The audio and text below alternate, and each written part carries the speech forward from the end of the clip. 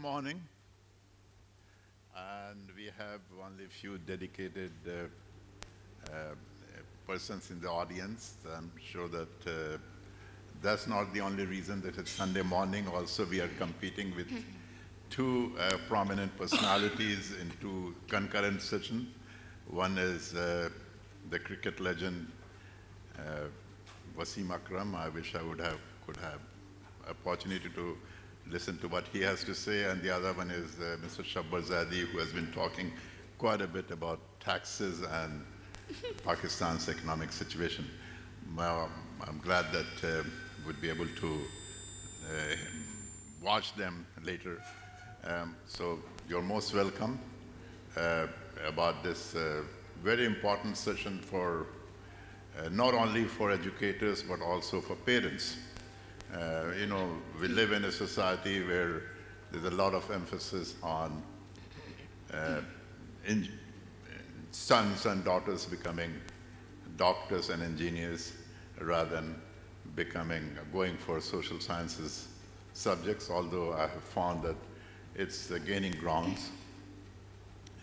And we have three very prominent panelists here. I'd like to introduce them later. But let me tell you what's the whole idea about why we are here together.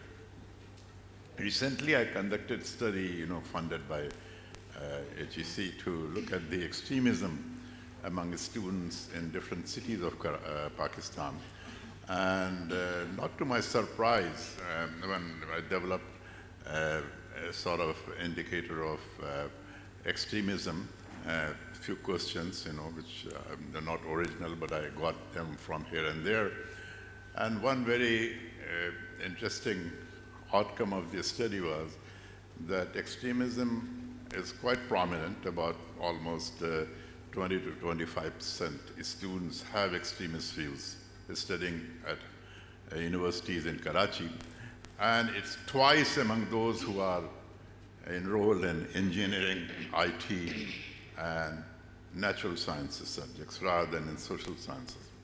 And my recommendation to HEC was that perhaps we have to look at why it is so, also among those who are studying business, by the way. So, and as Pakistan, after, what I feel I'm a product of undergraduate education in Pakistan in 1970s. And I was looking at the curriculum at the universities, especially in public sector universities, what they're teaching. There have been very little changes which have occurred, although, education all over the world has been progressing. I think here, especially undergraduate education, is digressing.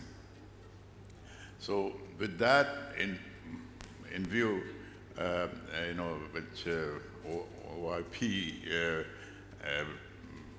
and we had a discussion, and they said, why not we look at liberal arts education as a pathway to development? And so we have here three prominent speakers.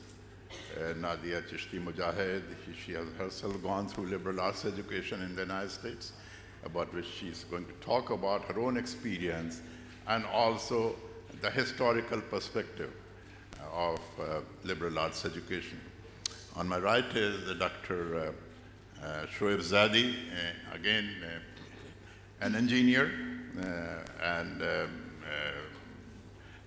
he has also gone through liberal arts education in the US, and of course then later did his PhD, so did Nadya, in different disciplines from literature and engineering, and both have this perspective of liberal arts education. And then we have Dr. Anjum Halai, started her career, studied mathematics in undergraduate, and then she decided to become an educator in the sense that she did her master's and PhD from Oxford in higher education, if I'm right. And she has been leading for the past many years, first with Aga Khan Institute of Education, and then later at Aga Khan Faculty of Arts and Sciences, starting a liberal arts education undergraduate program. So I'll not talk too much about my own view, but I would like to ask them, and they make it open, that there have been debates about the benefits and disadvantage of liberal arts education. First of all, there are many benefits. Those of us who have gone through it, or those I have been teaching in a liberal arts institute, university in the US, so I can see the benefit, and my children have gone through it themselves, and I could see that they have become better decision makers than I have been myself, depending on what my parents wanted me to do. Then they would say, no, I would want to do what I want to do, what I see is better for me. That's the way liberal arts education is, that it opens up your mind, more freedom, more moderation. On the other hand, and I've been reading about it, and some educators feel that no, since now we are living in a specialized world where people have a specialized interest, from engineering to medicine or what have you. So why to waste time in liberal arts education? Unfortunately, many parents in Pakistan take that view that let our kids go to, and as a matter of fact, the way our system goes, even in high school, we decide that you are humanities and arts, or what is social sciences we call, or you become a major in biology so that you can become a doctor, or you take science subjects so that you become an engineer. So that's where we stand today in Pakistan. With that background, I'd like to invite Nadya to talk about her own experience and what she has promised to, or what we talked briefly about it, that she is going to talk about liberal arts education in historical perspective. Nadya.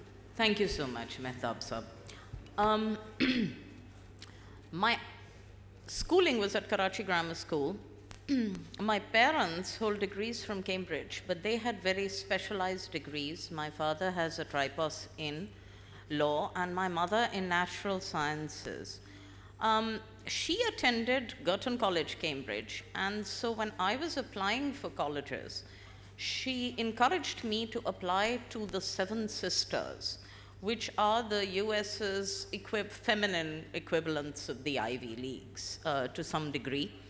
My husband, in his uncomplimentary fashion, said that I went to a finishing school, but I think that he's wrong in thinking that Bryn Mawr is a finishing school. It isn't. It's academically rigorous, and it holds the distinction of one of its graduates, Drew Faust, being the first female president of Harvard. And I believe the only female president of Harvard to date. Point is that it was a liberal arts college. I later got a master's in education from Smith College, another of the Seven Sisters, and then went to McGill in Canada for my MA PhD, where my respected colleague Zara Sabri, who teaches with me at the IBA in the Department of Social Science and Liberal Arts, is, I believe, getting her degree in Islamic Studies, which is one of McGill's strongest programs.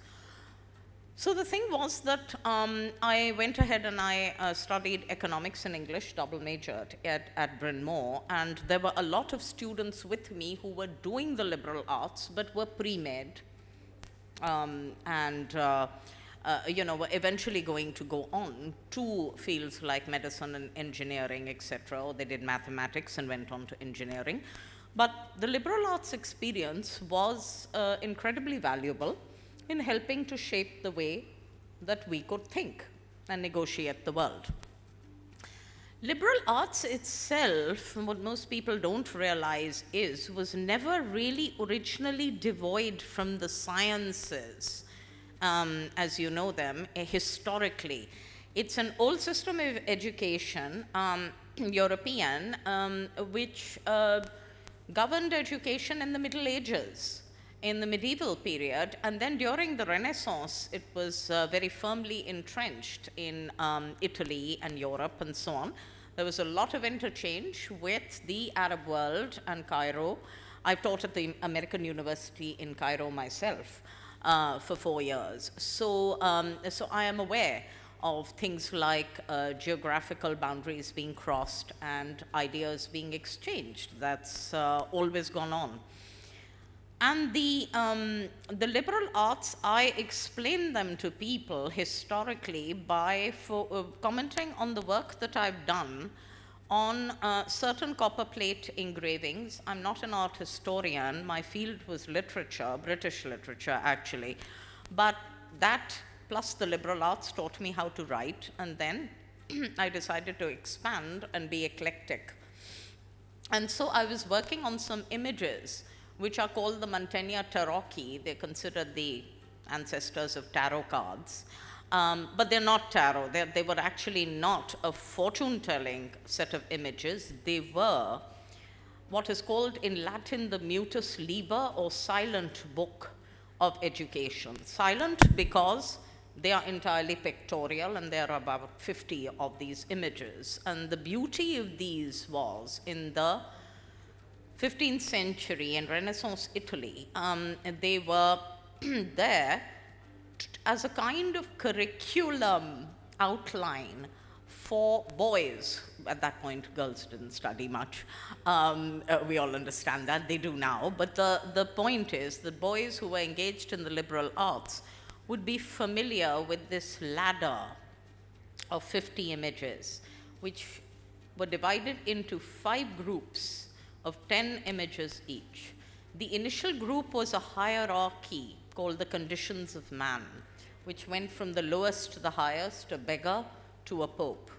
The second group was Apollo and the Muses, who are the goddesses that govern dance and music and poetry and so on and so forth, and Apollo, their mythological god. The third group was the liberal arts.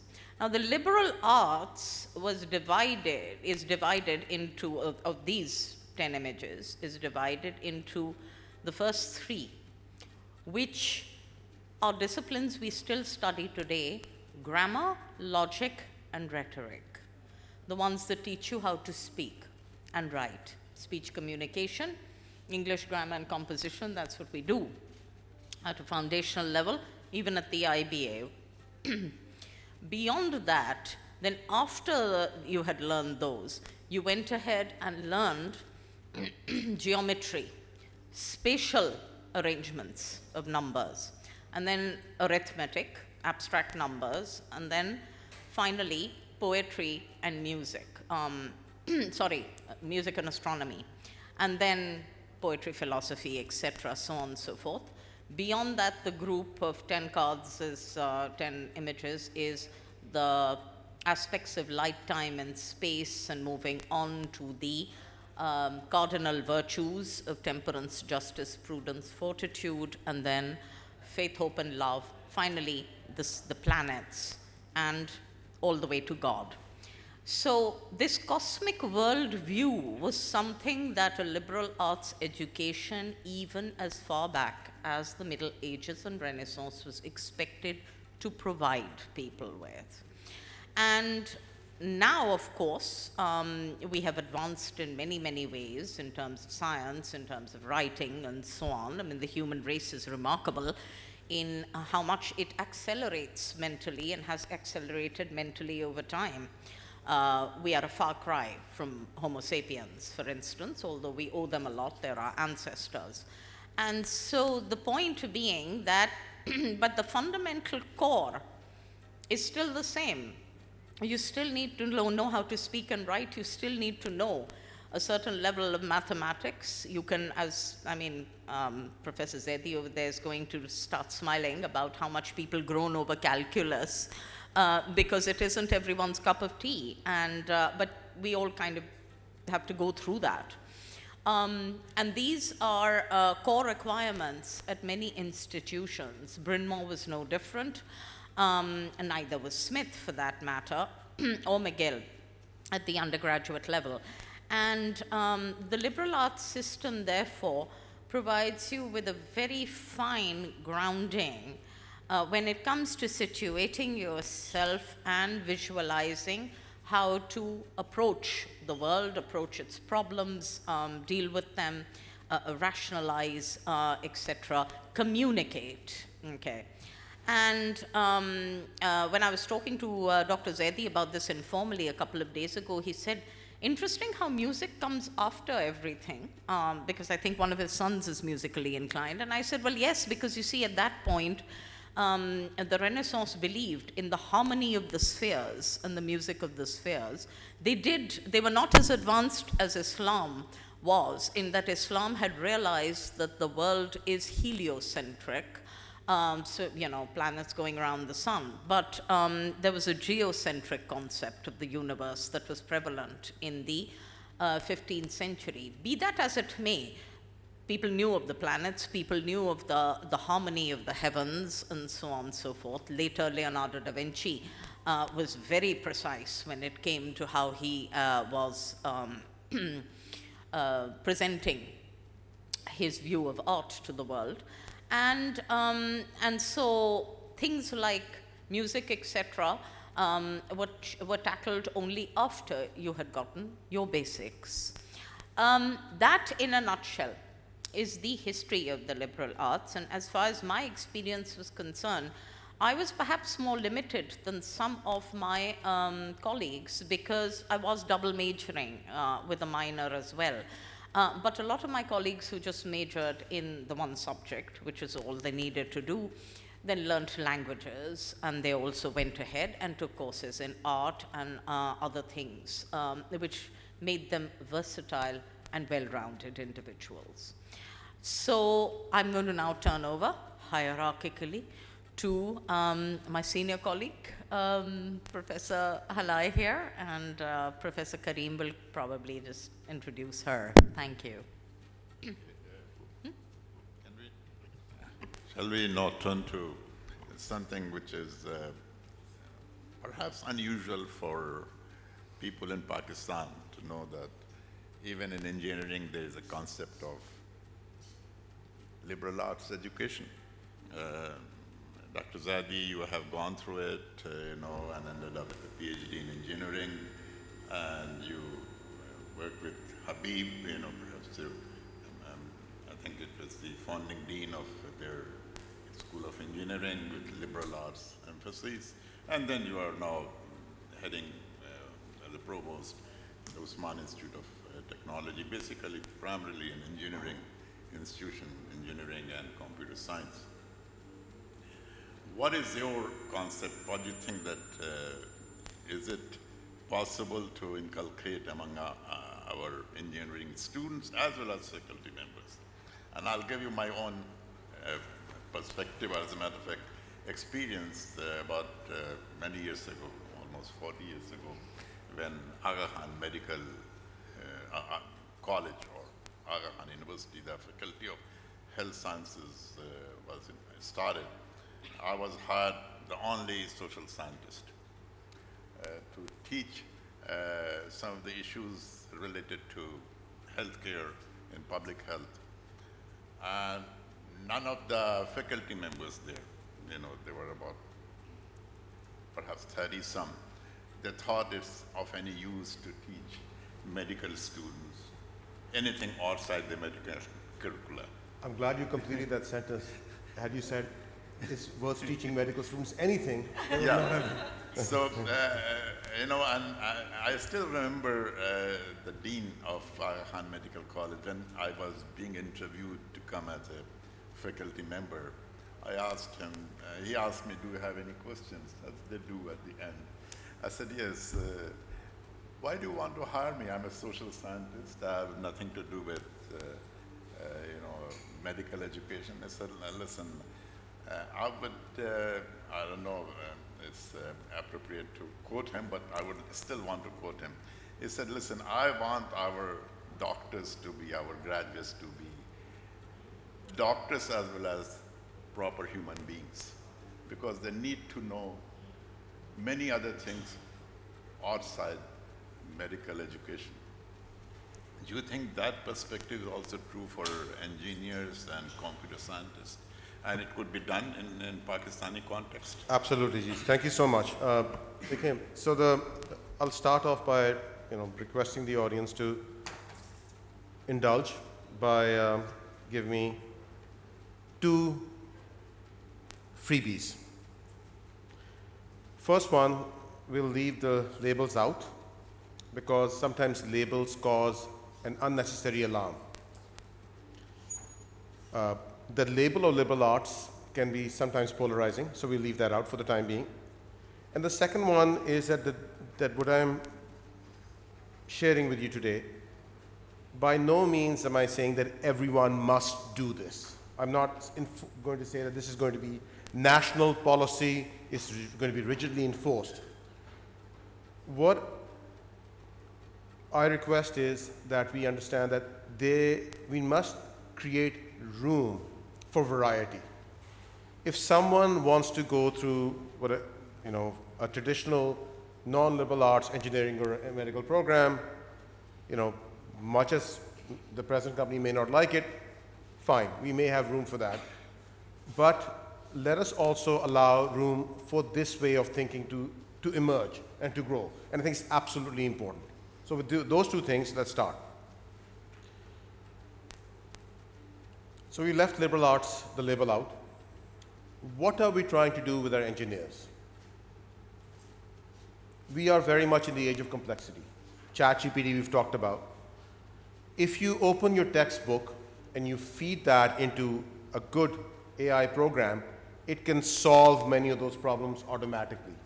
Whether is equal to V is equal to IR or F is equal to MA, plug and chug, it can do all that. And so many of our students seem to think, oh, that's STEM because they do well in that. And the hierarchy, if you're not so smart, you go into the non-STEM fields and say, oh, I can solve F is equal to MA, or I can solve a simple integration or differentiation, so I'm special. Those days are behind us now. It's on our phones. So we're very much in the age of complexity. That's one point.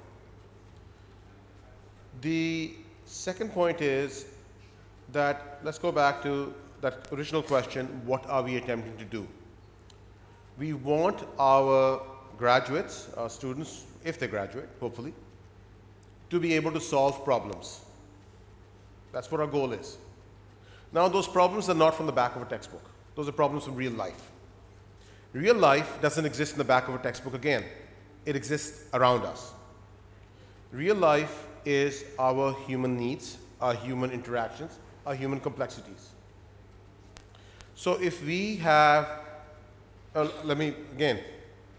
we've done this narrow, myopic medicine and engineering, and how has it served us? Look at where we are right now. Not very well, right? So if we go back to saying, okay, what are we trying to do? If you want to be able to solve problems, you must first be able to understand these problems. Are we providing our students the skills, the ability, the knowledge, the background to be able to understand human problems? Because at the end of the day, that's what counts. Liberal arts, and I said I'll leave that door label out, is one way, or a very good way, of trying to understand human complexities. 2 nights ago, we were at dinner with the dean, and he mentioned this interesting story about malaria between 2 different ethnic groups. And one side had a higher incidence than the other. And one can go into the science and look at the genes and whatever else. You know, the end answer was quite different. It was socioeconomic. It was lifestyle. Now, socioeconomic doesn't come in an anatomy book, doesn't come in a physiology book, doesn't come in an electrical engineering book, but it was the root cause.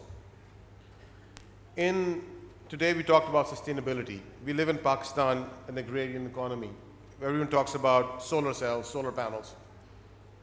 So if I am a landlord, which I'm not, and I have a tube well, and it costs me a lot of money to run on diesel, I'm careful of how much water I use. Not because I care about the water, but because I care about the cost of diesel. Same thing, we have to pay electricity bill.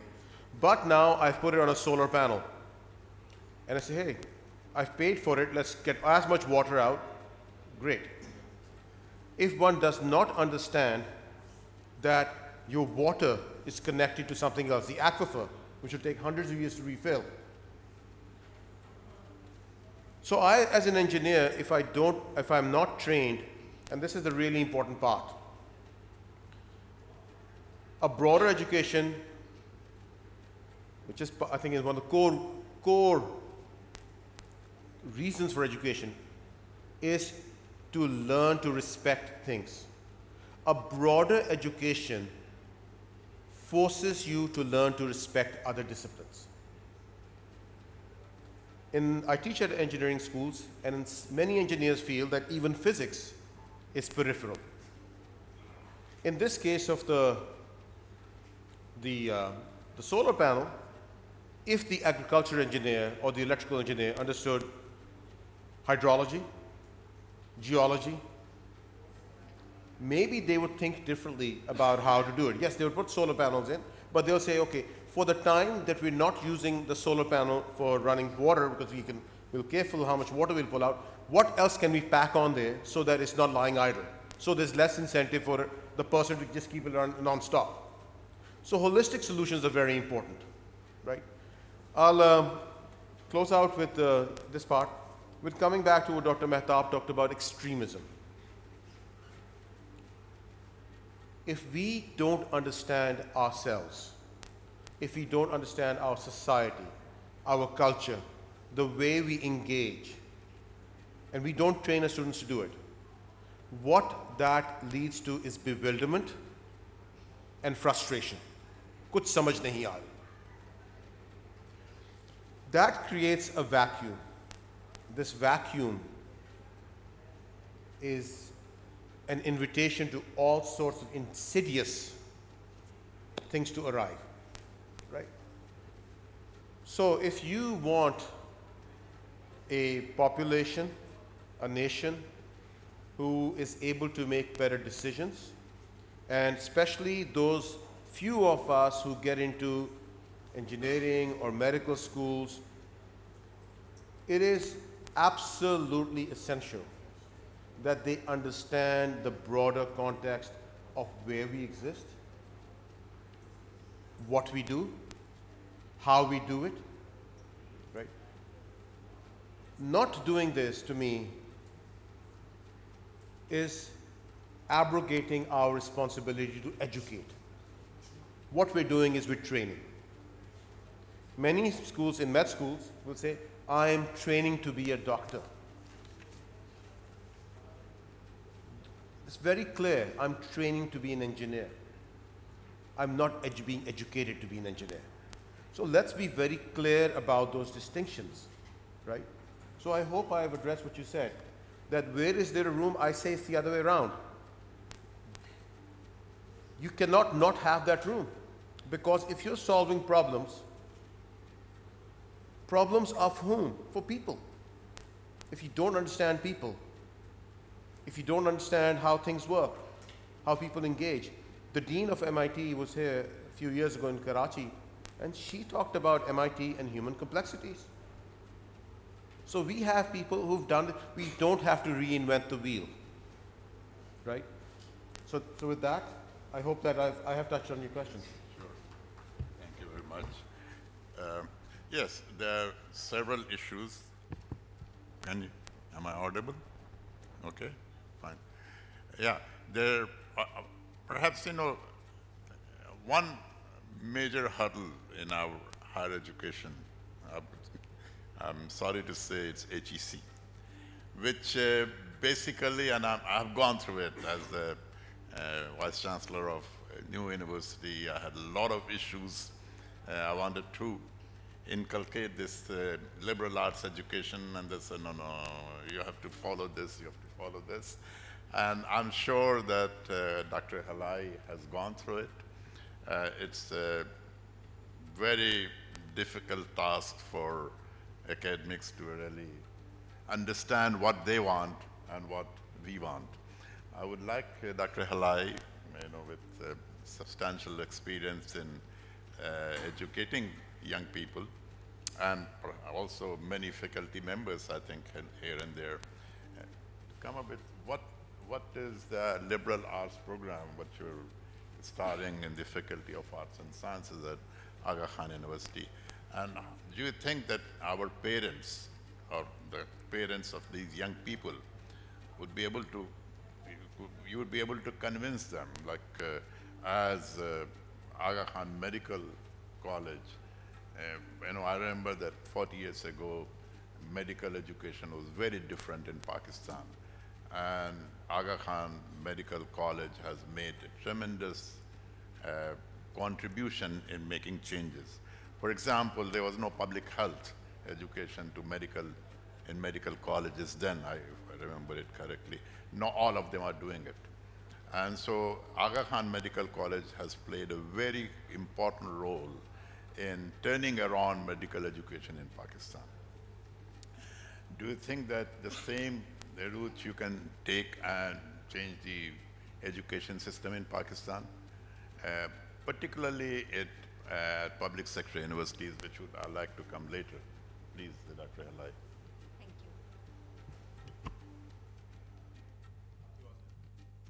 you. Ari, Assalamu alaikum. I'd like to recognize my teacher, Janab Abbas Hussain Sahab. Very good to see you, sir. And we have the inaugural dean of the Faculty of Arts and Sciences, Professor Steve Leon's also in the audience.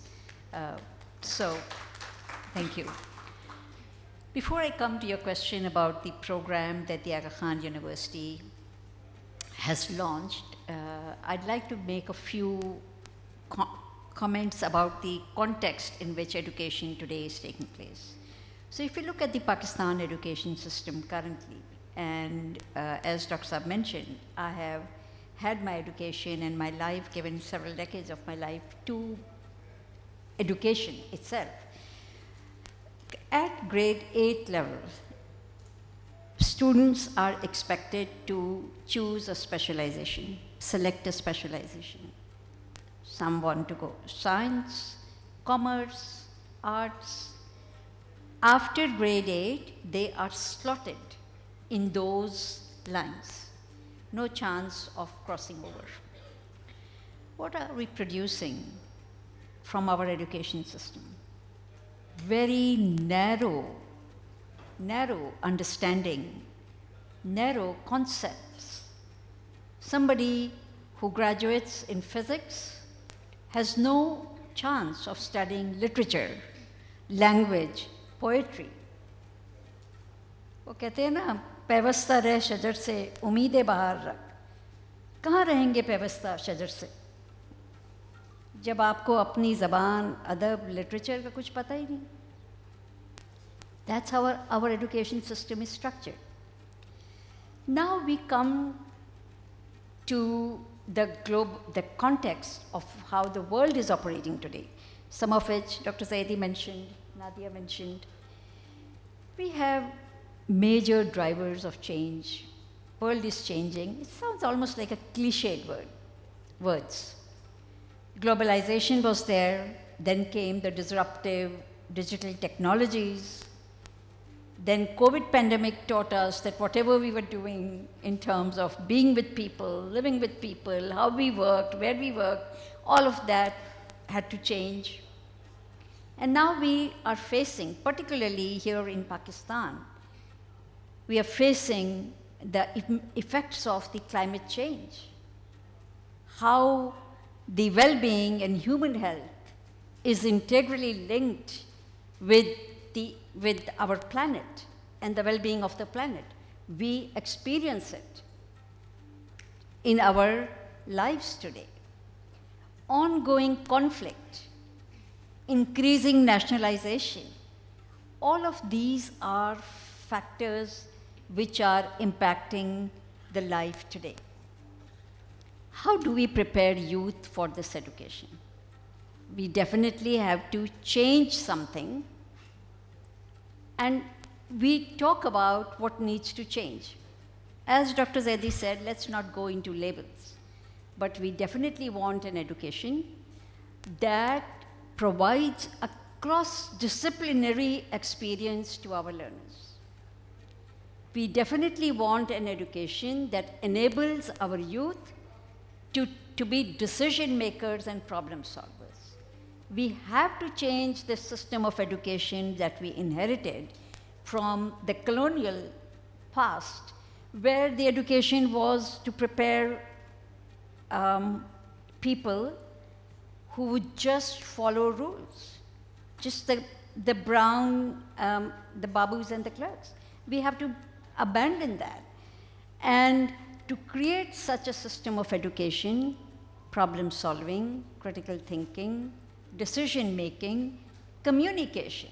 Now, nobody in this hall would argue that these features are not required by the employers, by the people, and in any professional field that we follow. We need communication skills, we need critical thinking skills, we need strong problem-solving skills. So, to come to that kind of an education, we at the Aga Khan University took a decision. The decision was actually has been in gestation for a long time, but it has now come to fruition. We have launched our Faculty of Arts and Sciences.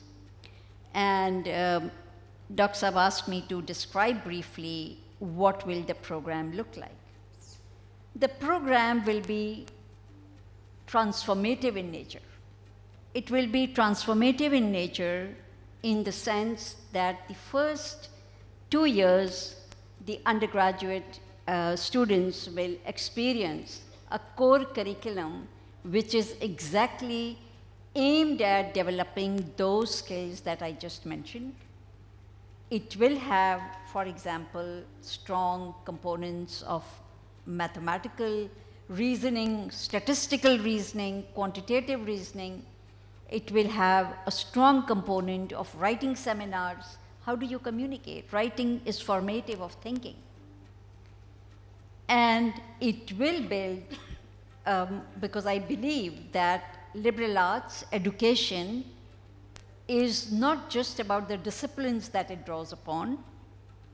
A liberal arts education actually constitutes the disciplines, the purpose, and its pedagogy. It is the pedagogy which is very, very important. A pedagogy based on experiential learning, residential retreats, internships. These are all the hallmarks of the program that we have designed. And the purpose is, as is often criticized, that a liberal arts program is about the individual. Actually, it's not just about the individual. It is about the person, but also for the larger public good. If you prepare youth as active citizens and as leaders of tomorrow, then it is to be expected that these youth will be good, proactive problem solvers in the society and the community. So it's a larger public good as well. And what would be the content beyond the core curriculum? And here I'll just refer to my paper a little bit, because there are 4 majors. And Mehtab Karim Saab had said that I must mention what are those majors for the sake of public interest, and then we can talk about any questions later on. So the majors are very carefully thought through. These are the majors that the youth require today, and they are very relevant to the needs of the society. So human and environmental biology. We just spoke about the theme of today's literature festival is Planet, People, and Possibilities. Human and environmental biology offers an opportunity for the student, for the youth, to engage in critical questions about issues of climate change, loss of biodiversity, and how integrally the human life is linked to the betterment of the planet itself. Philosophy, politics, and economics. the second major. So in weak democracies, fragile democracies, and where the governance systems require strengthening, we find that there is a vacuum in terms of providing education and training. I use the word consciously, education and training in these fields. And philosophy, politics, and economics, of course, it does link back to my own education back at Oxford University, but I certainly believe that PPE is not just for the Oxbridge or those universities. It's very, very much needed in the context of Pakistan as well. Social development studies is the third major. Migration, gender dynamics. We spoke about religious fragmentation. All of these are potent questions for inquiry in the context of social development studies. And finally, the Asian and Middle Eastern studies, very much looking at literature, art, history of the region and the Middle East. So these are the four majors to begin with in the first cycle of the program. Of course, there will be other majors as the program matures and develops. So that, in a nutshell, is the program of the Faculty of Arts and Sciences, which has been launched. Now I come to Dr. Mehtab Karim's question. Will it change the scene of undergraduate education in the country? I would like to say I come from AKU. So आपने सुना होगा सुराही सरनगू होकर भरा करती है पैमाना. मैं खुद तो अपनी यूनिवर्सिटी के बारे में क्या कहूँ, डॉक्टर मेहताब साहब ने कह दिया. When medical college, medical education started, it has had a transformative impact on the medical education in the country. When nursing schools started, today 80% of the nursing schools have their deans who are alumni of AKU. Institute for Educational Development started, and you'll be hard put to find, especially when you go to northern Pakistan, any senior position in education that's not an alumni of AKU. So our history speaks for itself. And inshallah, we are confident that the Faculty of Arts and Sciences, we will work strategically with other partner institutions in the country.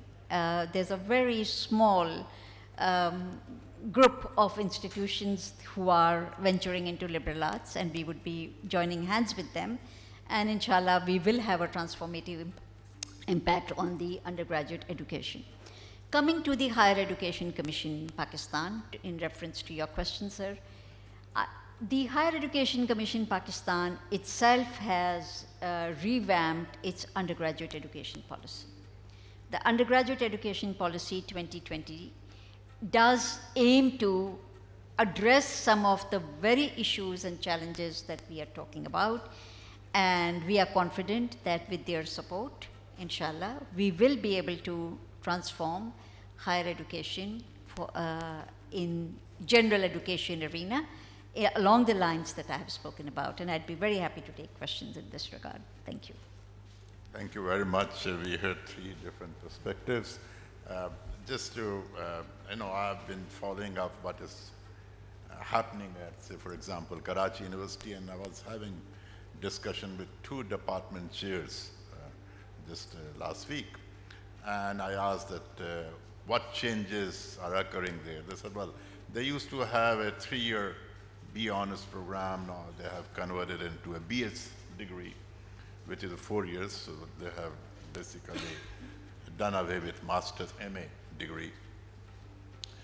And I asked, what changes have you made? They said, well, we are still doing the same thing. If a person, a student starts with a major in psychology or sociology or in economics, they cannot change it till they score, they do some 80% score in the subject they want to change, but they can only do it if that was a minor subject. So they still, and I asked, what else are you teaching this? Well, besides the main subjects they have to take: Urdu literature, English, and one, I'm talking about Faculty of Arts and Sciences, one subject which is now general science, and that's it.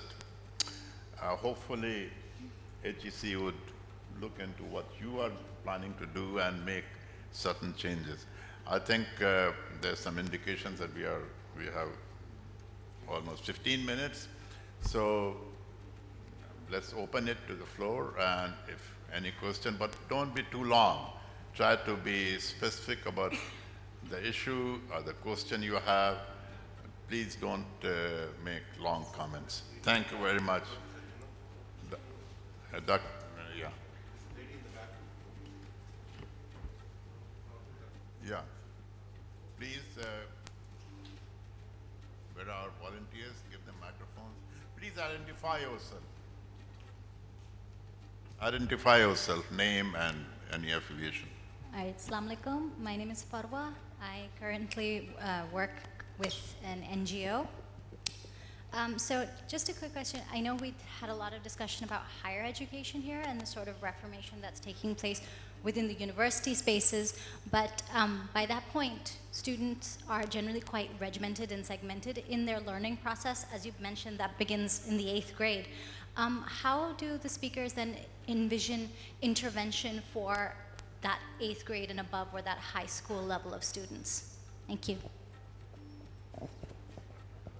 Yeah. So is your question about intervention in the basic education sector? Yes. So I can speak from my experience that we have, as I mentioned earlier, an Institute for Educational Development. And we have been working, that institute has been working very closely with the basic education sector. One of the key issues that we are talking about is the quality of learning and the quality of examination and assessment. So the Aga Khan Examination Board has been set up essentially to address some of the basic issues and concerns about the quality at the basic education level. And one of the ways in which we work with the work is, because the Aga Khan University is a small university, so we work strategically with other partners. All partners in education do want to do good work.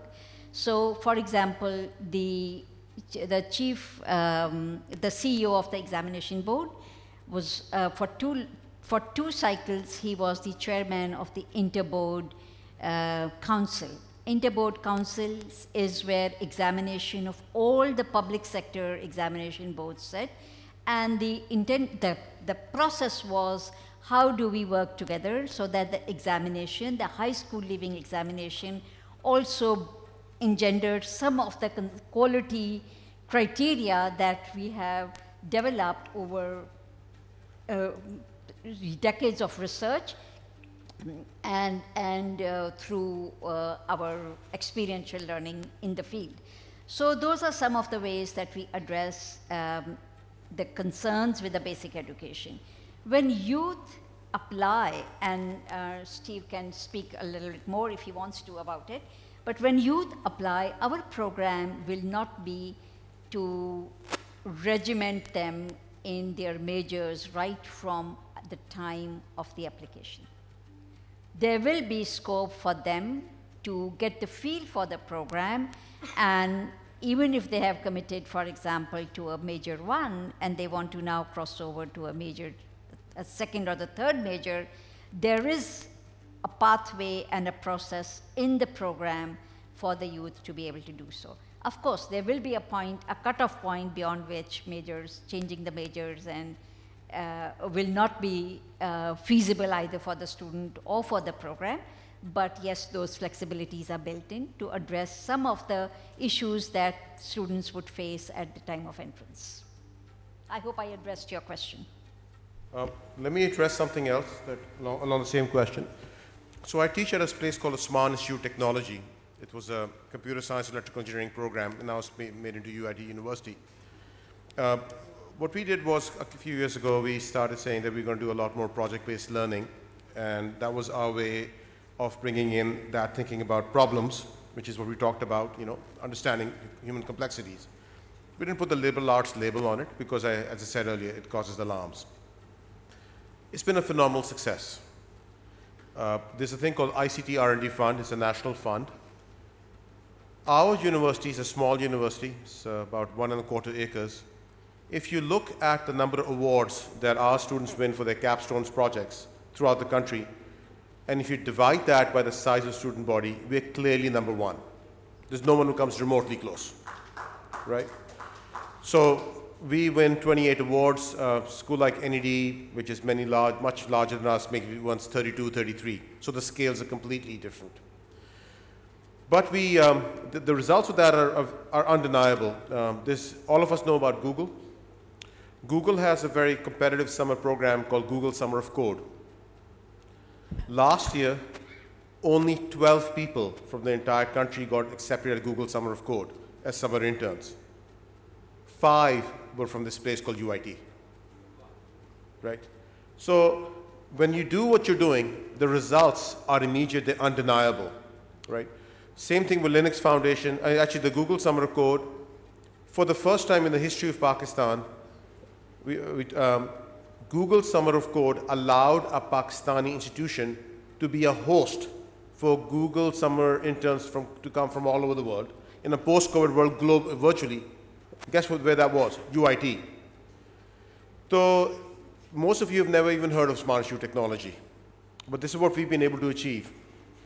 The other thing which you talked about, which you also know, switching around, now that we're a university, one of the first things we did was we said you can transfer your major. In Pakistan, you go into a degree and then you stick there, engineering school mein to mechanical say, maybe you can switch into electrical, but that's rare. But we said you want to switch your major, more power to you. Just meet the requirements and you get them done. But the other thing which we're also doing, which other schools have done too, we're not pioneers in this, and it's common, we said you can do minors. So if you're doing a BBA and you want to do a minor in computer science, because I think there's hardly any businesses today that can work without computation.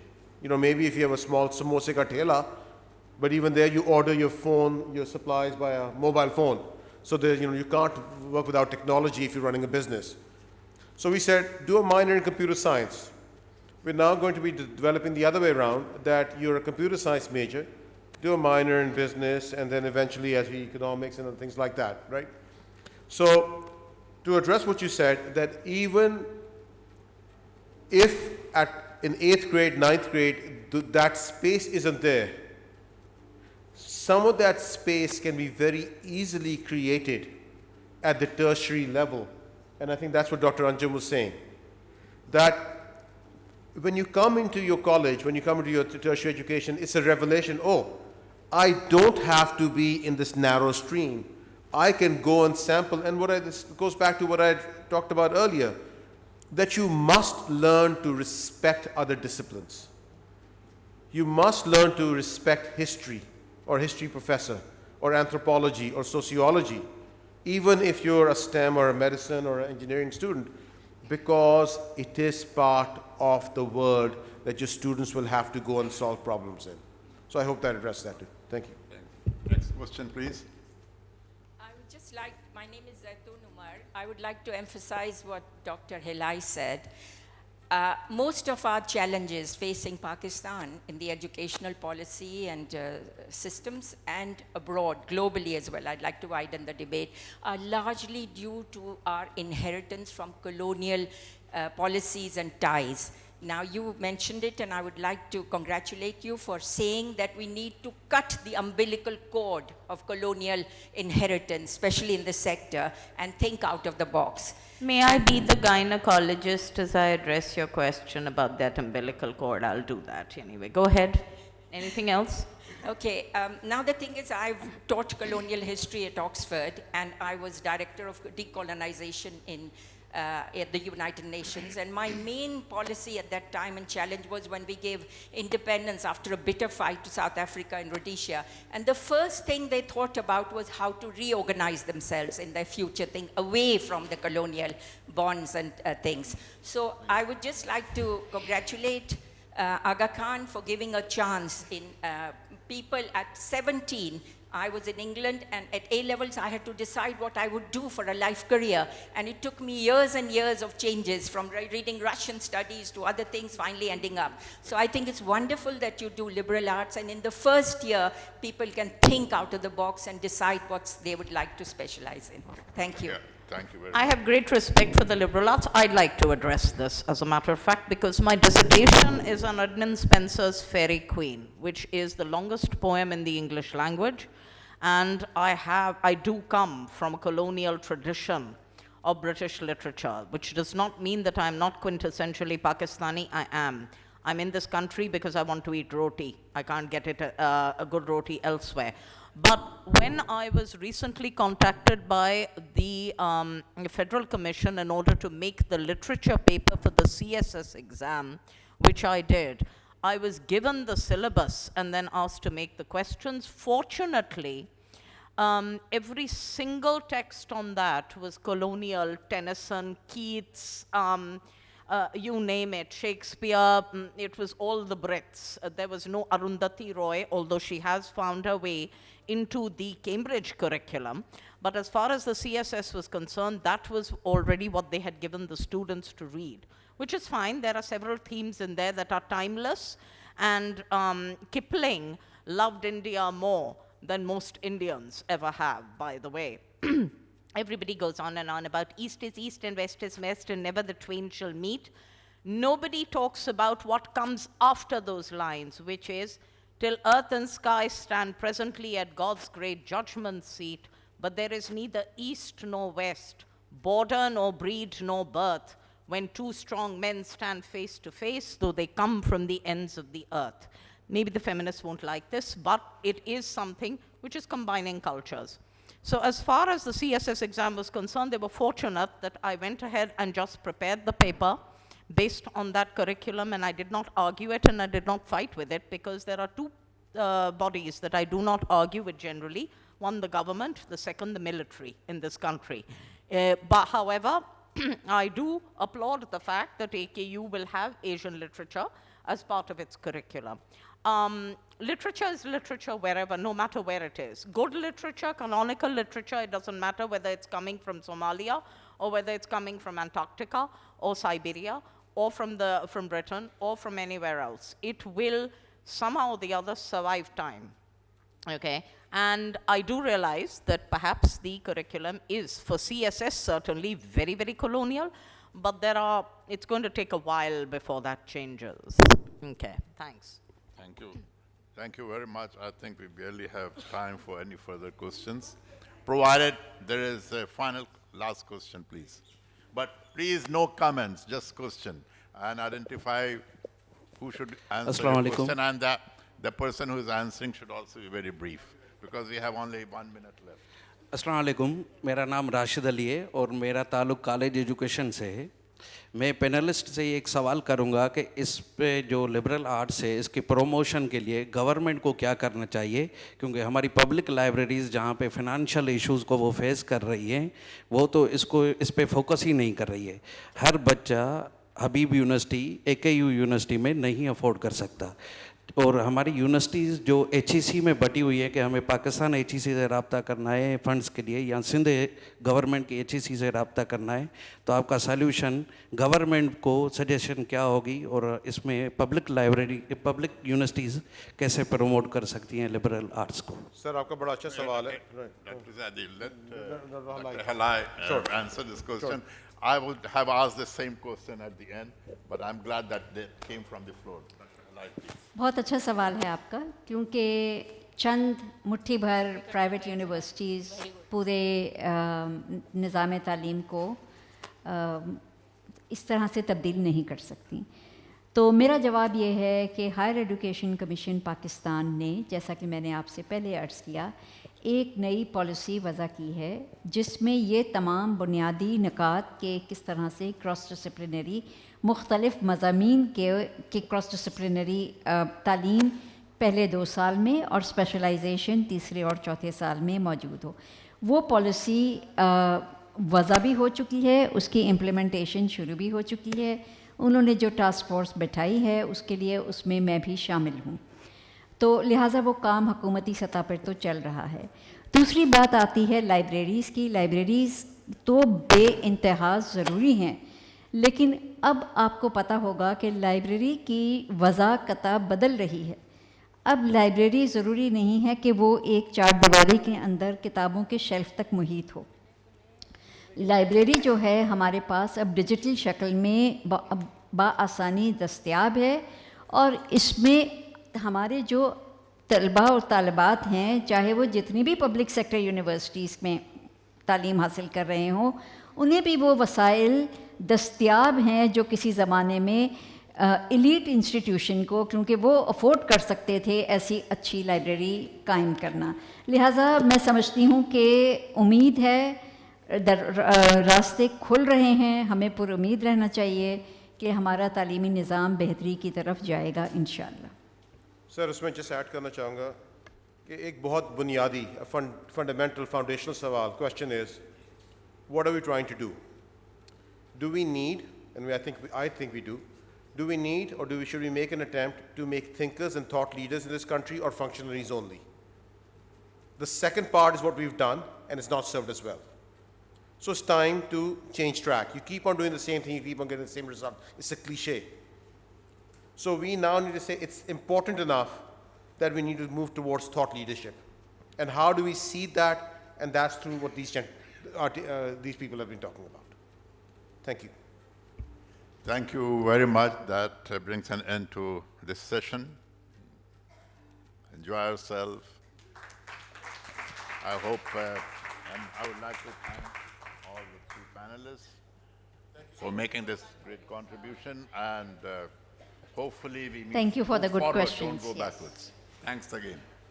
Thank you very much for a very enlightening conversation.